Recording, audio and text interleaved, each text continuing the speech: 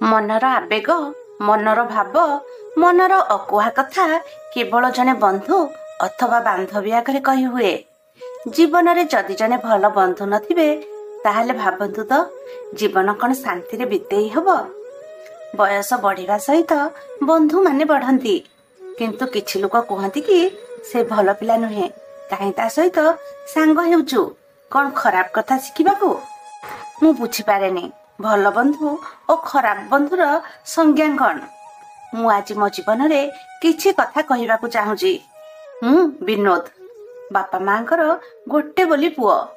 ସେଥିପାଇଁ ବୋଧେ ଛୋଟ ବେଳୁ ମୋ ଉପରେ ବେଶୀ ନଜର ଥିଲା ମୋ ପରିବାର ଲୋକଙ୍କର। ଏଟା କରନି ସେଟା କରନି, ମୋ ଜୀବନର ଅଧା ସମୟ ଚାଲିଗଲା। ବାପା ଜଣେ ଶିକ୍ଷକ ହୋଇଥିବାରୁ ଶୃଙ୍ଖଳିତ ଜୀବନ ଯାପନ କରିବାକୁ ଚାପ ପଡ଼େ।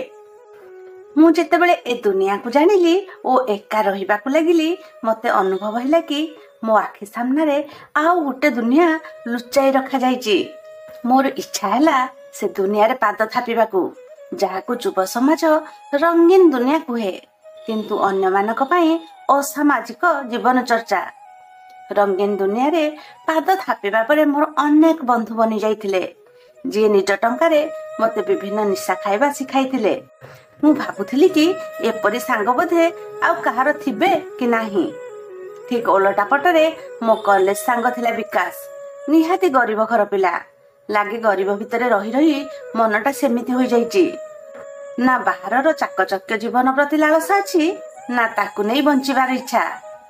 ବେଶ ସାଧା ସିଧା ପିଲା। ବିକାଶ ସହିତ ମୋର ବନ୍ଧୁତା କଲେଜ ପଢ଼ିବାର ଆରମ୍ଭରୁ। ପ୍ରଥମେ ସେ ହିଁ ମୋର ଏକମାତ୍ର ବନ୍ଧୁ ଥିଲା। ଧୀରେ ଧୀରେ ମୁଁ ଅନ୍ୟମାନଙ୍କ ସହ ବନ୍ଧୁତା ବଢ଼େଇ ଚାଲିଲି। ବିକାଶ ମୋ ବହୁତ ପଛରେ ରହିଗଲା। ସେ ଆଗରୁ ଯେପରି ଥିଲା ଏବେ ବି ଠିକ୍ ସେମିତି, କିନ୍ତୁ ମୁଁ ବଦଳିଗଲି। ମୋ ମନରେ ତା ପ୍ରତି ଥିବା ଭାବନା ପରିବର୍ତ୍ତନ ହୋଇଗଲା।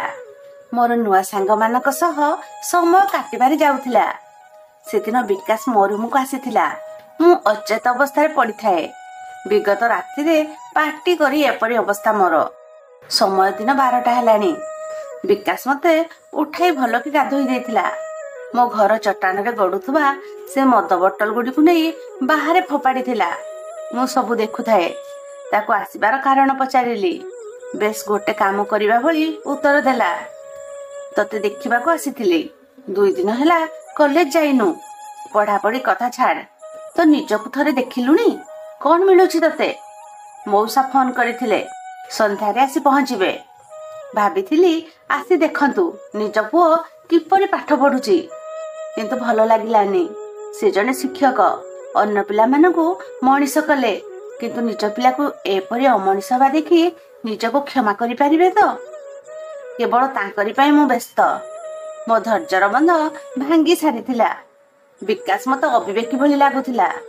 ସାଙ୍ଗ ହେଲା ବୋଲି ମୋ ଜୀବନ ଉପରେ ମୋ ବାପାଙ୍କ କଥା କହିବ? ମୁଁ ଚିତ୍କାର କରି ଉଠିଲି। ମୋ ବାପାଙ୍କୁ ତୁ ଫୋନ କରି ଡାକିଛୁ? ତୋ ପାଖରେ ପଇସା ନାହିଁ ବୋଲି ମୋତେ ତୁ ହିଂସା କରୁଛୁ। ମୋ ଜୀବନ ମୁଁ ଯେପରି ଚାହିଁବି ବଞ୍ଚିବି, ତୁ କିଏ ମୋତେ କହିବାକୁ?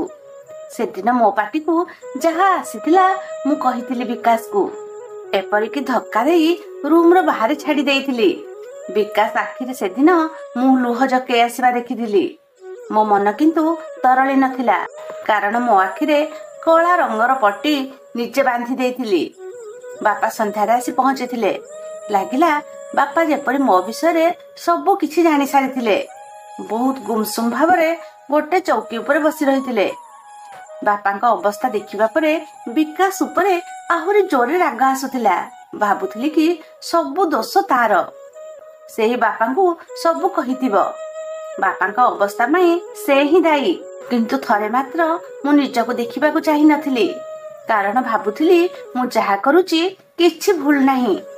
ବାପା ନୀରବରେ ବସି ବସି ଅଖିଆ ଅପିଆ ତା ପରଦିନ ଚାଲିଗଲେ। ଗଲାବେଳେ ଏତିକି କହିଗଲେ, ତୋ ଭବିଷ୍ୟତ ତୋ ନିଜ ହାତରେ, ତାକୁ ନଷ୍ଟ କରିଦେନି।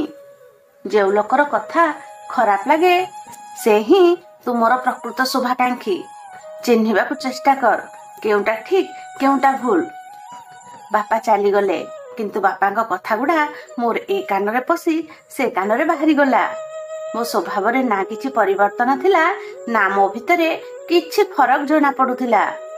ରଙ୍ଗୀନ ଦୁନିଆର ଚାକଚକ୍ୟ ମତେ ମତୁଆଲ କରୁଥିଲା। ଜୀବନକୁ ଉପଭୋଗ କରିବାର ମଜା କିଛି ନିଆରା ଥିଲା। ମୋ ପାଖରୁ ଯିବା ପରେ ବାପା ହୃଦଘାତରେ ଶିକାର ହେଲେ। ଖୁବ୍ କମ ଦିନ ମଧ୍ୟରେ ଆମକୁ ଛାଡି ଆରପାରିକୁ ସବୁଦିନ ପାଇଁ ଚାଲିଗଲେ। ବାପାଙ୍କ ଦଶକର୍ମରେ ମୁଁ ବିକାଶକୁ ଦେଖିଥିଲି। ମା ଭଉଣୀ ସମସ୍ତେ ତାକୁ ଭଲ ପାଉଥିଲେ। ମତେ କିନ୍ତୁ ଲାଗୁଥିଲା କି ମୋ ବାପାଙ୍କ ମୃତ୍ୟୁ ପାଇଁ ବିକାଶ ହିଁ ଦାୟୀ। ତାକୁ ଦେଖି ପଦଟେ କଥା ମୋ ପାଟିରୁ ବାହାରି ନଥିଲା। ସେ କିନ୍ତୁ ଯେତିକି ଆବଶ୍ୟକ ମତେ କହୁଥିଲା। ମୁଁ ମନେ ମନେ ଭାବୁଥିଲି କି ପିଲାଟା କେଜାଣି ଟିକେ ଖରାପ ଲାଗୁନି। ଯେଉଁ ସାଙ୍ଗ କଥା ହଉନି ତା ଘରେ ଆସି ଏସବୁ କରିବାର ଅର୍ଥ କଣ? ନିଜକୁ ମହାନ ଭାବୁଛି, ଏପରି ଭାବନା ବିକାଶ ପାଇଁ ମୋ ମନରେ ସବୁବେଳେ ଆସୁଥିଲା। ଖୁବ୍ ଦୂରତା ତା ମୋ ଭିତରେ ପରିଲକ୍ଷିତ ହେଉଥିଲା। ମୁଁ କେବେ ଭାବିନଥିଲି ଜୀବନରେ ତା ସହିତ ଆଉ ବନ୍ଧୁତା ରହିବ। କିନ୍ତୁ ସମୟ ବଦଳେ, ତା ସହ ବଦଳେ ସମ୍ପର୍କ। ସମୟ ହିଁ ଅବଗତ କରାଏ କି କିଏ ତୁମର ନିଜର, କିଏ ନୁହେଁ। ଏପରି ଏକ ଜାଗାରେ ଠିଆ କରିଦେବ ଯେଉଁଠି ତୁମେ ନା ପଛକୁ ଫେରି ପାରିବ ନା ଆଗକୁ ଯାଇପାରିବ। ଏହି ସମୟରେ ଅନେକ ଲୋକ ନୁହନ୍ତି, ଜଣେ ହିଁ କିଏ ତୁମ ସହିତ ଠିଆ ହେବ। ଆଉ ଯିଏ ତୁମ ପାଖରେ ଥିବ ସେ ହିଁ ତୁମର ସଚ୍ଚା ବନ୍ଧୁ। ମୋତେ ଏତିକି ବୁଝିବାରେ ଅନେକ ବିଳମ୍ବ ହୋଇଗଲା। ସେଦିନ ମୋ ପାଖକୁ ଅଜଣା ନମ୍ବରରୁ ଗୋଟିଏ ଭିଡିଓ ଆସିଲା। ମୁଁ ଭିଡିଓଟିକୁ ଦେଖି ନିଶ୍ଚଳ ହୋଇଗଲି। ମୁଁ କୌଣସି ଏକ ଝିଅ ସହ ଭିଡିଓରେ ଥିଲି। ଭିଡିଓଟି ଏପରି ତିଆରି ହୋଇଛି ଦେଖିବା ଲୋକ ଭାବିବେ ମୁଁ ସେ ଝିଅ ସହ ଜବରଦସ୍ତି କରୁଛି। ଭିଡିଓକୁ ଦେଖିବା ପରେ ମୋ ତଣ୍ଟି ଶୁଖିଗଲା, ମୁଣ୍ଡ କାମ କରିବା ବନ୍ଦ ହୋଇଗଲା। କିନ୍ତୁ ଏହା କିପରି ସମ୍ଭବ? ମୁଁ କେବେ ବି ଏପରି କରିବାକୁ ଭାବି ପାରିବିନି। ଖୁବ୍ ଭଲ ଭାବରେ ସେ ଭିଡିଓଟିକୁ ଦେଖି ଚାଲିଥାଏ। କେଉଁଠି ଏ ଝିଅ କିଏ ଆଗରୁ କେବେ ଦେଖିନି ତ? ମୁଁ ତ ଏ ପିଲା, ହେଲେ କେବେ? ଏପରି ଅନେକ ପ୍ରଶ୍ନ ମୋ ଭିତରେ ଉଙ୍କି ମାରୁଥାଏ। ନିଜକୁ ଭଲ କି ଦେଖିଲି, ନା ମୁଁ ହୋସରେ ତ ନାହିଁ। ନିଶାରେ ଥିବା ବେଳେ ଏ ଭିଡିଓ ବନାଯାଇଛି। କିଛି ସମୟ ପରେ ଆଉ ଗୋଟେ ମେସେଜ ଆସିଲା, ଭିଡିଓକୁ ଦେଖିଲୁ ତ? ଏବେ କହ, ପୋଲିସ ଷ୍ଟେସନ ଯିବୁ ନା 2 ଲକ୍ଷ ଟଙ୍କା ଦବୁ? ମୋ ଭିତରେ ଗୋଟାଏ ଭୟର ବାତାବରଣ ଖେଳିଗଲା। କଣ ସବୁ ଘଟୁଛି? ଲୋକ ଲଜ୍ଜାରେ ମୋ ଘର ଲୋକ ବଞ୍ଚିବେ କିପରି? ବାପାଙ୍କ ପରି ବୋଉର କିଛି ହୋଇଯିବନି ତ? ମୁଁ ଡରିକି ଟଙ୍କା ଦେବାକୁ ରାଜି ହୋଇଗଲି। ବାପା ଚାଲିଯିବା ପରେ ବୋଉ ମୋ ପଢା ଖର୍ଚ୍ଚ ଉଠାଉଥିଲେ। ବୋଉକୁ କହିଲି କି ମୋର ପଢା ପାଇଁ 2 ଲକ୍ଷ ଟଙ୍କା ଦରକାର, ଗୋଟାଏ ନୂଆ କୋର୍ସ କରିବି। ବୋଉ ଥରଟେ ବି ପ୍ରତିବାଦ କଲାନି କି ପଚାରିଲାନି। ମୋ ଭିତରେ ସେଦିନ ଅନେକ ପରିବର୍ତ୍ତନ ଆସିଲା। ବାପାଙ୍କ ଶେଷ କଥା ମୋର ବାର ବାର ମନେ ପଡି ଯାଉଥାଏ। ମନେ ମନେ ଭାବିଲି ଏ ଟଙ୍କା ଦେଇଦେବା ପରେ ମୁଁ ନିଜକୁ ଏସବୁଥିରୁ ମୁକ୍ତ କରିଦେବି। ଫେରିଯିବି ମୋ ପୂର୍ବ ଜୀବନକୁ, ଯେଉଁଠାରେ କେବଳ ଅନ୍ୟ ପାଇଁ ବଞ୍ଚିବା ଅଛି, ଆଉ ସେ ବଞ୍ଚିବାରେ ଅଶେଷ ଶାନ୍ତି। କିନ୍ତୁ ମୋ ଭାବନା ଭାବନାରେ ରହିଗଲା। 2 ଲକ୍ଷ ଟଙ୍କା ଦେବା ପରେ ସବୁ ସୁଧୁରିବା ପ୍ରତିବଦଳରେ ବିଗିଡି ଚାଲିଲା। ଏ ଥିଲା ମୋ ପାଇଁ ଚୋରାବାଲି। ଥରେ ପାଦ ପଡିବା ପରେ କେହି ମୁକୁଳିକି ଆସେନି। ସେ ବାଲି ଧସେଇ ନେଇଯାଏ ଭିତରକୁ ଭିତରକୁ। ମୁଁ ଏବେ ସେ ଚୋରାବାଲିରେ ସଲିଳ ସମାଧି ନେବା ଭଳି ଅନୁଭବ କରୁଥାଏ। 2 ଲକ୍ଷ ଟଙ୍କା ପରେ ସେମାନଙ୍କ ମାଗିବା ବଢି ଚାଲିଲା। ମୁଁ ଟଙ୍କା ଦେଇ ଚାଲିଥାଏ। ସେଦିନ ରାତିରେ ନିଷ୍ପତ୍ତି ନେଲି, ଏପରି ମୋ ଘର ଲୋକଙ୍କୁ ମାରିବା ଅପେକ୍ଷା ନିଜେ ମରିଯିବା ଶ୍ରେୟସ୍କର। ଘରେ ବଢିଲା ଭଉଣୀର ଭବିଷ୍ୟତକୁ ବି ଖରାପ କରି ସାରିଲେଣି। ବୋଉ କୋଉଠୁ ଏତେ ଟଙ୍କା ଆଣିଦେବ? ନା, ନିଜକୁ ସମାପ୍ତ କରିଦେଲେ ସବୁ କିଛି ଶେଷ ହୋଇଯିବ। ନିଜ ପୁରୁଣା କପଡାକୁ ବାନ୍ଧି ପଙ୍ଖାରେ ପକାଇଲି। ବୋଉ ପାଖକୁ ଖଣ୍ଡେ ଚିଠି ଲେଖିଲି, ଯେଉଁଥିରେ ସବୁ କଥା ଉଲ୍ଲେଖ କଲି। ଦୀର୍ଘ ନିଶ୍ୱାସ ନେବା ପରେ ବେକରେ ସେ ଫାଶିକୁ ଗଳେଇଲି। କିନ୍ତୁ କେଉଁଠି ଥିଲା ସେ ବିକାଶ କେଜାଣି? କବାଟ ଭାଙ୍ଗି ପଶି ଆସିଲା।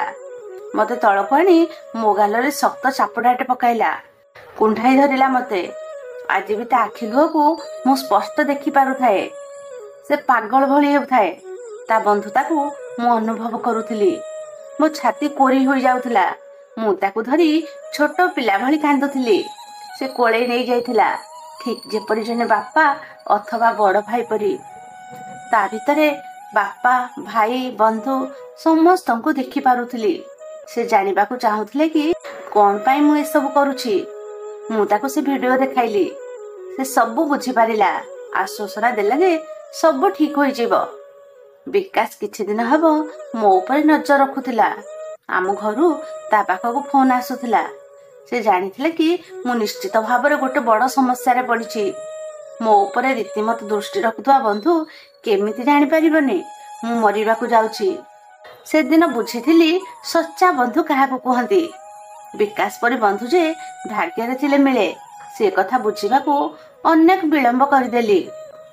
ଆମେ ଦୁହେଁ ପୋଲିସ ଷ୍ଟେସନ ଯାଇ ସେ ଭିଡିଓ ଦେଖାଇବା ପରେ କେସ୍ ଫାଇଲ ହୋଇଗଲା। ଭିଡିଓର ସତ୍ୟାସତ୍ୟ ଜଣା ପଡ଼ିଲା।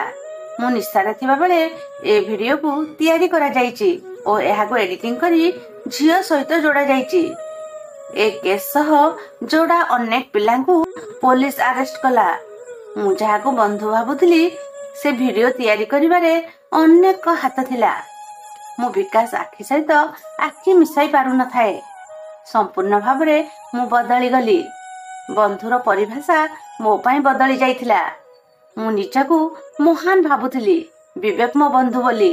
ତ କାହାଣୀଟି ଏତିକି ଥିଲା। ଆପଣଙ୍କୁ କେମିତି ଲାଗିଲା ନିଶ୍ଚୟ ଜଣାଇବେ। ଧନ୍ୟବାଦ।